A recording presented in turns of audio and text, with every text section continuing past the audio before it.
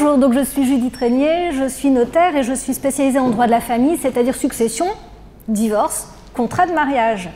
On va donc parler aujourd'hui du régime légal, c'est-à-dire du régime sans contrat, et vous allez voir tout de suite dans le plan qui nous est proposé que la réponse est contenue dans le plan. Donc on va voir plusieurs points sur les régimes matrimoniaux. D'abord, quels sont les points, quelles sont les obligations qui s'imposent dans tous les mariages, quel que soit le régime que l'on choisit. Se marier sans contrat, ça veut dire quoi? Ensuite, est-ce qu'il est possible de changer de régime matrimonial, et enfin, quelles sont les possibilités de choix pour un contrat de mariage adapté à vos besoins et à votre famille? Donc je vous propose qu'on commence avec les droits et obligations qui s'appliquent à tous les époux. Donc, une fois qu'on est marié, et quel que soit le choix de notre contrat de mariage, on a des devoirs et on a des obligations qui sont figées par le Code civil. C'est ce qu'on appelle les règles du régime primaire. Donc ça s'applique à tous les époux, qu'ils soient en communauté, en séparation, en participation de biens. Et au titre du premier devoir que crée le mariage, c'est le devoir de secours et d'assistance. Ce devoir s'arrête au moment où un divorce est prononcé, mais pendant toute la vie du mariage, eh bien, cette solidarité existe dans l'entraide qu'il y a entre les époux. On a également une obligation de contribuer aux charges du mariage. Ça veut dire qu'on ne fait pas de compte pour toutes les petites dépenses de la vie de famille. Celui qui a de l'argent paye la facture EDF. On ne tient pas de classeur sur 25 ans et au moment du divorce, on ne les ressort pas parce que ça ne servira à rien. Donc tout ce qui est vie de famille, vie du couple, logement familial, c'est en général très largement qualifié comme une contribution par la Cour de cassation notamment. Et donc c'est une obligation, on ne peut pas s'en extraire. Donc dans les dettes, là pareil si vous voulez qu'on complète tout à l'heure, dans le type de dettes qui sont de la contribution aux charges du mariage, les vacances, c'est une contribution aux charges du mariage, même s'il n'y en a qu'un des deux qui paye tout le temps les vacances de toute la famille. Voilà. On a une autre obligation qui est l'obligation au paiement des dettes. Une fois qu'on est marié et quel que soit notre régime matrimonial, pour toutes les petites dettes qu'on fait seul, pour les besoins de la vie de la famille, et bien dans ce cas-là, l'autre est engagé au remboursement sans forcément le savoir. Donc il s'agit de dettes de petits montants, de dettes qui permettent la vie d'une famille, mais c'est quand même une obligation qu'on ignore parfois et une obligation qui s'applique quel que soit le régime qu'on choisit. C'est la même chose pour ce qu'on appelle les achats à tempérament, les achats avec des paiements en plusieurs fois, pour les petits montants qui peuvent parfois servir pour, je sais pas, un ordinateur pour la famille. Là aussi, on est engagé parce qu'on est marié. Donc, une des grandes obligations, c'est ça, c'est s'entraider et s'entraider jusqu'au paiement de certaines petites dettes qui sont nécessaires à la vie de la famille. Une autre obligation que vous avez sans doute en tête depuis hier, puisqu'on devait déposer nos déclarations d'impôts, c'est bien entendu la solidarité fiscale. Donc tant qu'on est célibataire, on déclare seul nos revenus.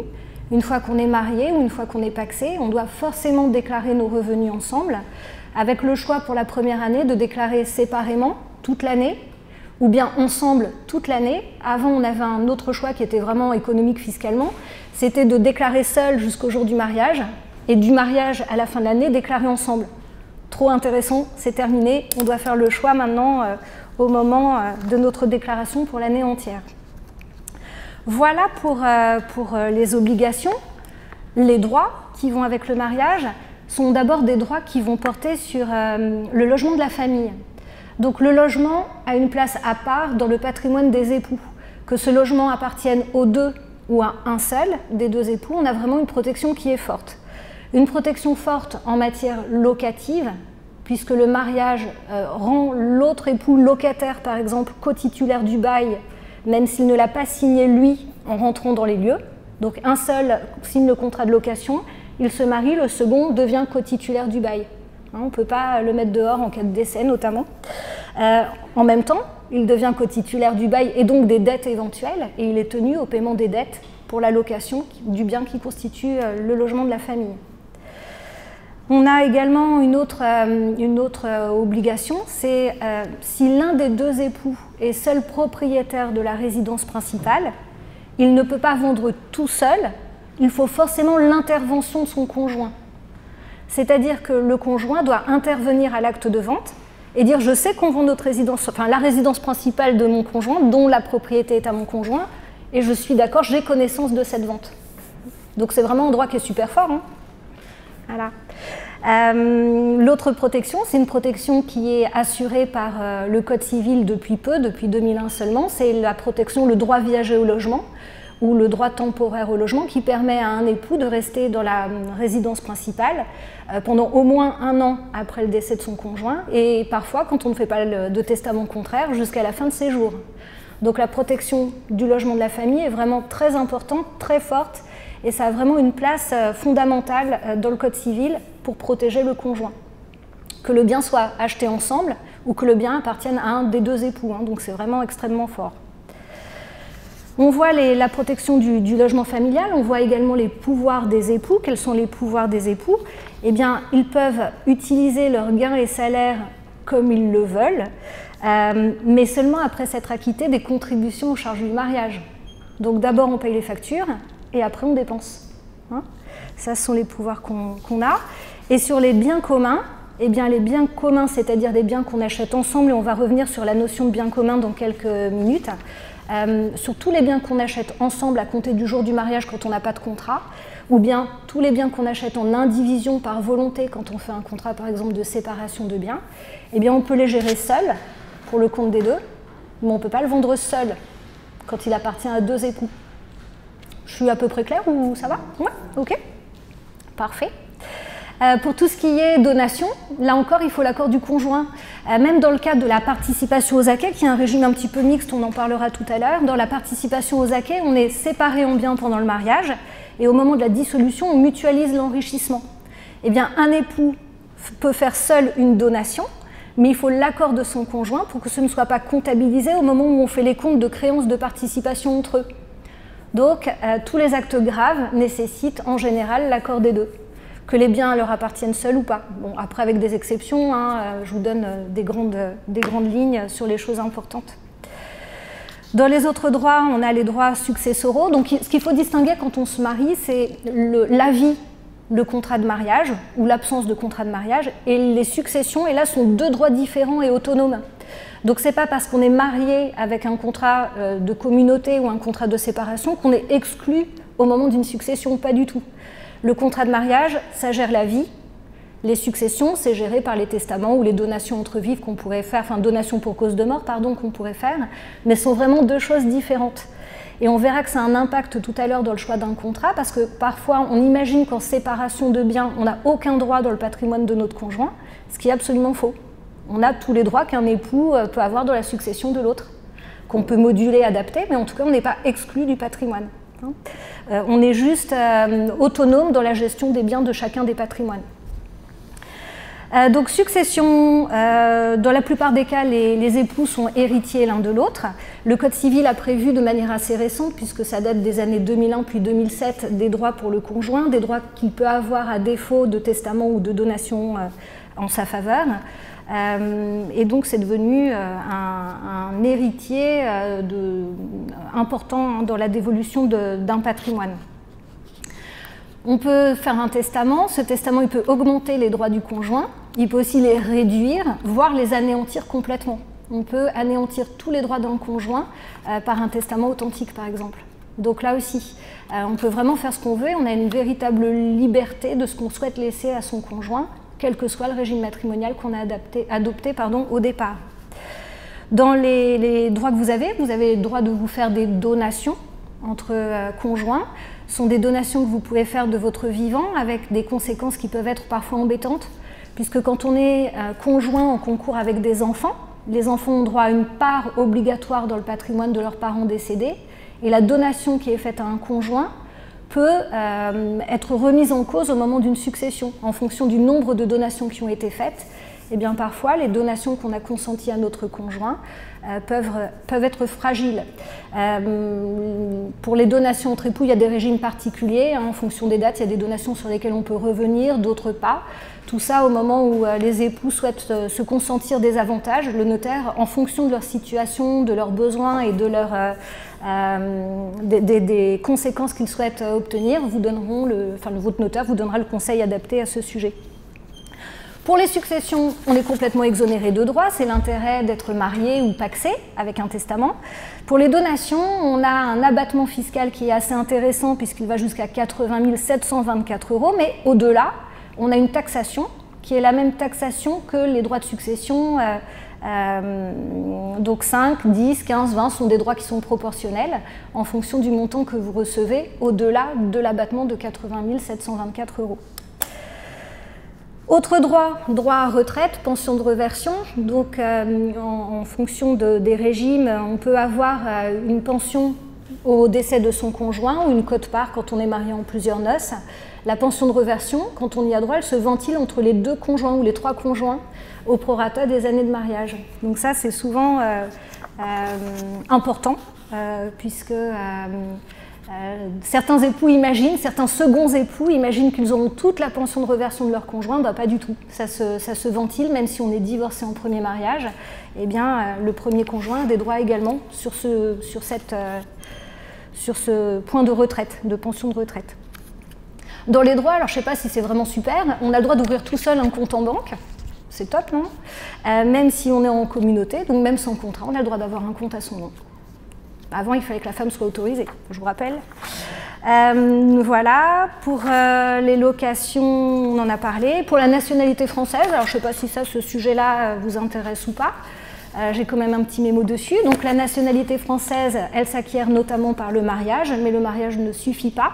Il faut au moins un délai de 4 ans à compter du mariage, une déclaration, une communauté de vie d'au moins 5 ans pour pouvoir prétendre à la nationalité française.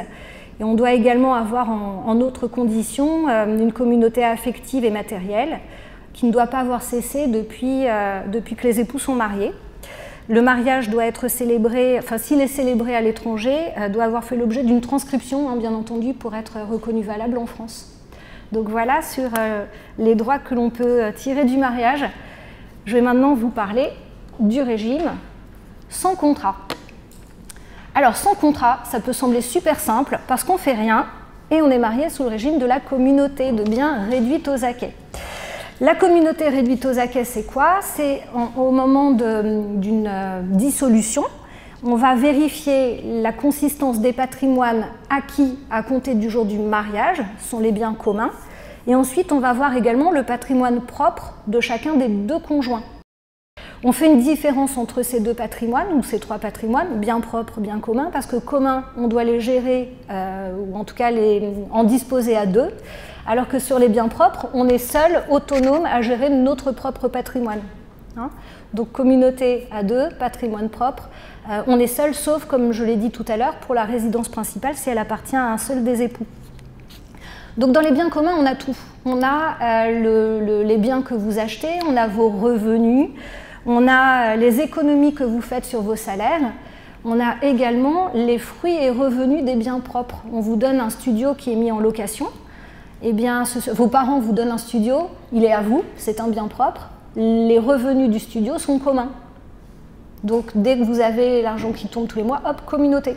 Ça ne constitue pas un patrimoine personnel.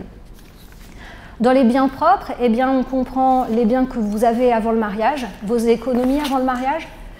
On comprend également les biens que vous recevez de vos familles par succession ou bien par donation, que ce soit avant ou pendant le mariage. Là, le patrimoine familial reste personnel, donc géré de manière autonome. Voilà.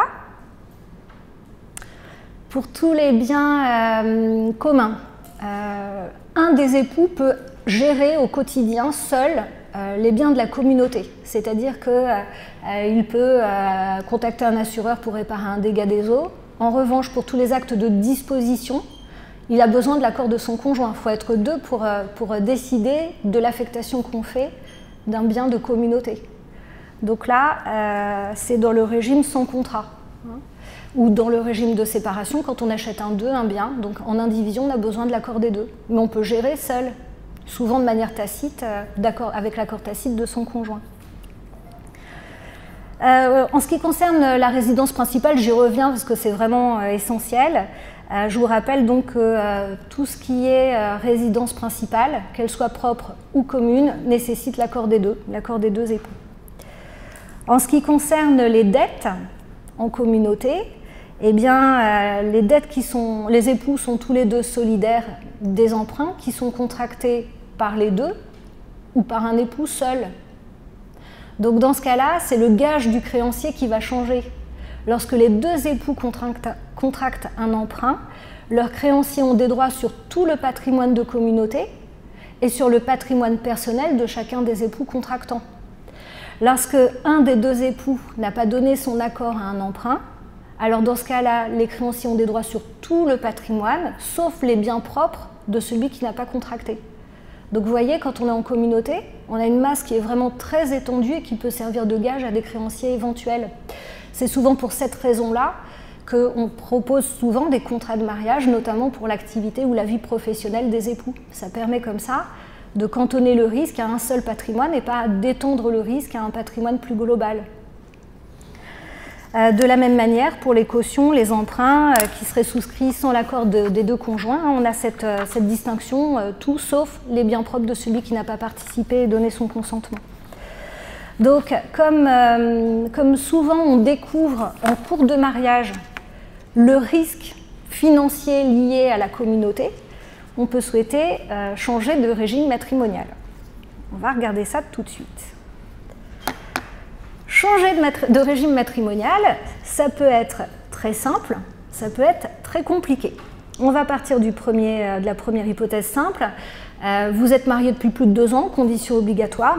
Vous avez des enfants qui sont majeurs ou vous n'avez pas d'enfants. En 3 mois, vous pouvez changer de régime matrimonial sans autorisation judiciaire particulière. Donc, vous vous rendez chez votre notaire, vous dites voilà, on veut changer de régime. On fait un courrier recommandé aux enfants. Si on n'a pas d'opposition, 3 mois plus tard, vous avez adopté le nouveau régime matrimonial de votre choix.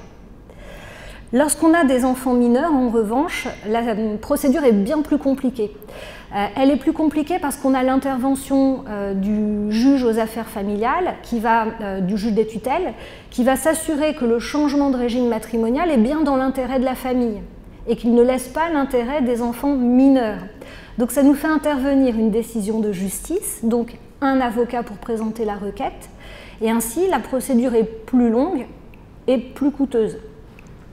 Il arrive parfois que les juges refusent l'homologation d'un changement de régime matrimonial. Donc ça, c'est vraiment important avant de se marier, de pouvoir avoir les informations sur les conséquences du choix de tel ou tel régime plutôt que de le découvrir en cours de route. Le changement de régime matrimonial, il peut être complet ou porter simplement sur certaines clauses. Donc on peut, dans un premier temps, uniquement ajouter.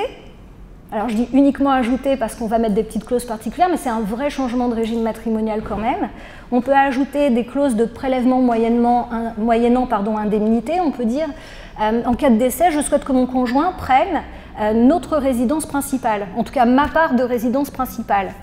Moyennant indemnité, ça veut dire que ce n'est pas une attribution qui est un cadeau, c'est une attribution contre un dédommagement au profit des enfants.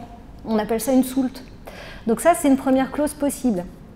On a une clause qui est plus intéressante, c'est la clause de préciput. Mon conjoint prendra la résidence principale, sans dédommager les autres. Donc ça, c'est une clause qui est assez forte, c'est une clause qu'on n'utilise pas très souvent, notamment qu'on n'utilise pas quand on a des enfants de mariage différents, sauf à régler la succession, ou en tout cas à envisager la succession d'une manière plus globale, en avantageant les enfants, et parfois aussi en les faisant intervenir à des actes qu'on peut établir. On a aussi la clause de partage inégal. Donc en communauté, quand on dissout un régime matrimonial, on a droit chacun à la moitié des acquêts faits pendant le mariage. Moitié, moitié. Eh bien on peut décider que ce ne sera pas moitié-moitié, mais 60-40 ou 99% 1%.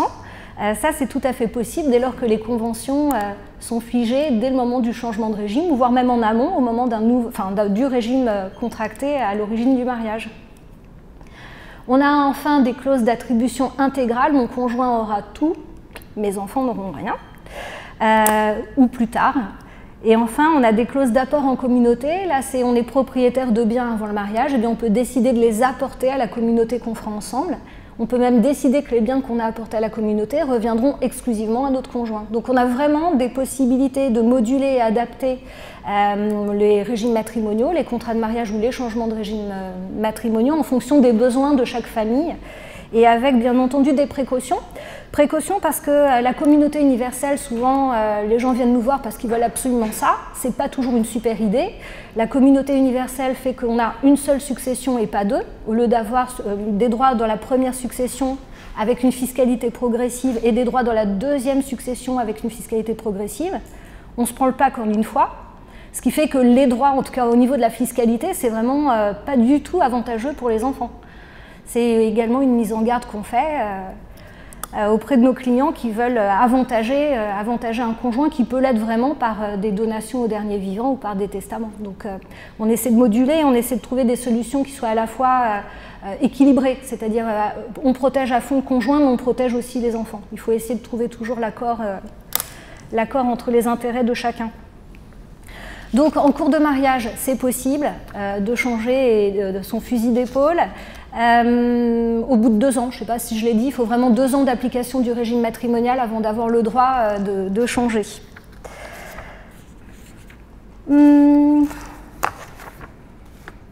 Alors, l'enfant mineur, je vous l'ai dit, entre époux, ok.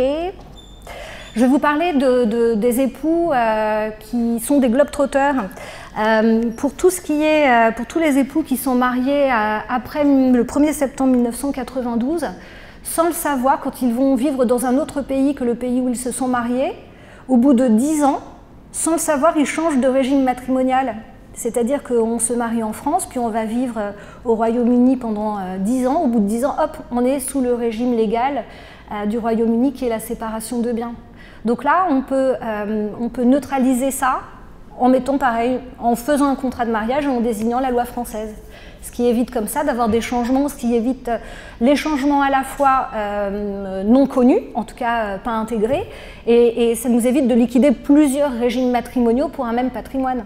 Parce que parfois on peut être amené à liquider une communauté jusqu'au jour du départ à l'étranger, et puis après, hop, une séparation, ça rend les choses assez compliquées. Donc là, pareil, il faut anticiper. Je dirais même si on n'imagine pas qu'on a un besoin, ça vaut le coup d'aller faire une petite consultation chez son notaire. Alors, on voit que la communauté comporte en tout cas certains inconvénients. On voit également qu'il est possible de changer de régime matrimonial, mais ce n'est pas toujours simple. Eh bien, le mieux, c'est d'anticiper et de choisir un contrat adapté à ses besoins et à sa famille. Donc, ce qui est bien pour vous n'est pas forcément bien pour votre voisin. Et lorsque les clients viennent me dire « il me faut absolument ça », pas forcément. Donc pas forcément parce qu'on va avoir plusieurs points pour vous aiguiller dans le choix que vous pourriez faire, votre situation familiale, votre situation professionnelle, votre âge, on n'a pas les mêmes besoins à 20 ans et à 80, donc tout ça, ça rentre en considération lorsqu'on propose à nos futurs époux le choix d'un ou d'un autre régime matrimonial.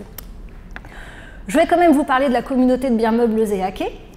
Donc les époux mariés avant le 1er février 1966 étaient mariés sous le régime de la communauté de biens meubles, les économies par exemple, et les acquets comme aujourd'hui. Ça change quoi? Ça change que vos parents vous ont fait une donation avant le mariage ou pendant le mariage. Ce n'est pas un bien propre comme ça l'est actuellement compte tenu de la loi, c'est un acquet de communauté. On vous donne un compte-titre, c'est un acquet de communauté. Donc on peut toujours choisir aujourd'hui ce régime matrimonial. Personnellement, je ne l'ai jamais vu. Et il est difficile de le conseiller parce que ça laisse peu d'autonomie aux époux, en tout cas dans l'affectation des biens qui leur sont donnés, les biens financiers qui pourraient leur être donnés, mais ça peut aussi être une voiture, un canapé. On a plein de contrats de mariage avec la liste, à l'époque, avec la liste de la dot de chacun. Donc voilà pour la communauté de biens meubles et acquets. Communauté universelle, c'est le régime dont je parlais il y a quelques minutes, régime qui donne tout aux survivants. Donc on achète ensemble, on contribue, on constitue le patrimoine ensemble, et au moment d'un décès, eh bien c'est comme si tout appartenait depuis toujours aux survivants des époux. Donc on dit qu'on n'a pas de première succession, c'est pas tout à fait vrai. En réalité, il y a des formalités d'ouverture de succession, on fait un acte de notoriété, on est parfois amené à faire une attestation de propriété immobilière pour que les biens qui ont été achetés à deux passent au nom exclusif du survivant. Donc il y a des formalités de succession, mais en tout cas on n'a pas à partager avec les autres héritiers. On n'a pas à lotir les enfants ou à leur laisser des droits dans le patrimoine. Et comme je vous le disais tout à l'heure, c'est assez rude quand même pour les enfants parce que d'abord, ça veut dire que souvent les parents, enfin ils le ressentent comme ça, hein, les parents n'ont pas confiance en eux. et qu'en plus, au niveau fiscal, on n'est pas dans l'optimisation. C'est pas le super outil d'optimisation fiscale, mais c'est un super outil de sécurisation du futur défunt. Voilà. On a ensuite des régimes séparatistes. Alors d'abord la séparation de biens qui fait très peur. Il ne faut pas avoir peur de la séparation de biens avant le mariage, mais marié. Ça veut dire quoi? Ça veut dire que vous savez exactement ce que vous faites. Et lorsque vous contractez, c'est en connaissance de cause. Vous ne découvrez pas le petit prêt 7LM pour acheter la nouvelle super télévision. Donc ça, c'est vraiment assez intéressant d'être autonome et d'avoir une autonomie de la volonté. On fait ensemble, mais ce n'est pas ce que je suis d'accord. Donc la séparation de biens, elle est à travailler un petit peu. Elle est à travailler un petit peu puisque avant c'était super rigide. Chacun est engagé pour ce qu'il a contracté. Donc on a des patrimoines autonomes, parfois des patrimoines indivis quand on a décidé d'acheter ensemble. Mais au moment par exemple d'un divorce, eh bien celui qui avait pris le relais de l'autre qui ne payait pas un emprunt, par exemple, avait droit à un compte d'administration. Pendant 3 ans, j'ai remboursé ta quote-part de prêt à ta place, eh bien je me fais rembourser de cette quote-part que j'ai payée pour toi. Souvent, les messieurs, au moment des divorces, étaient super contents de récupérer tout ce que leur épouse n'avait pas payé. Eh bien, c'est terminé, puisqu'on a eu des arrêts majeurs de la Cour de cassation il y a 3-4 ans qui indiquent maintenant que le financement d'une résidence principale, eh bien, c'est une contribution aux charges du mariage. On indique qu'on rembourse le prêt 50-50, il y en a un seul qui rembourse, tant pis, contribution aux charges du mariage. Donc vous voyez ce qu'on disait tout à l'heure, tout au début, sur le logement de la famille, s'applique même en séparation, ce qui fait que parfois la séparation a des aspects plus communautaires sur certains sujets que la communauté elle-même. Il suffit d'indiquer dans son contrat dès le départ les règles du jeu. Si je prends le relais d'un remboursement, est-ce que c'est une contribution ou pas? Et ça, les époux en décident eux-mêmes. On leur propose, on leur explique les conséquences et après, c'est leur volonté et leur choix et leurs règles du jeu. L'objectif étant d'avoir des règles claires pour que les deux époux connaissent ces règles au moment de la dissolution notamment. La séparation de biens, je ne vais pas m'attarder dessus, mais elle peut être aussi adaptée. On peut faire des petites clauses de société d'acquêt, c'est-à-dire mettre des mini-communautés dans votre séparation de biens.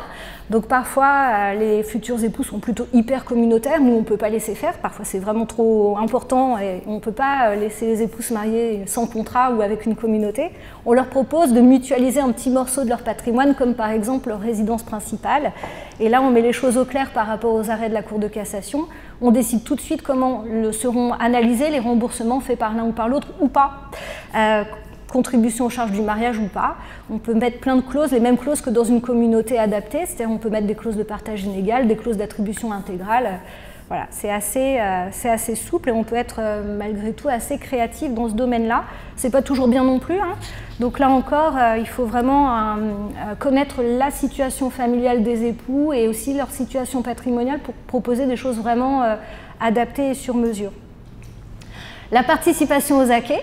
Donc c'est le régime légal en Allemagne. Il faut une sorte de déformation, en tout cas il faut être hyper méthodique, il faut bien garder ses archives.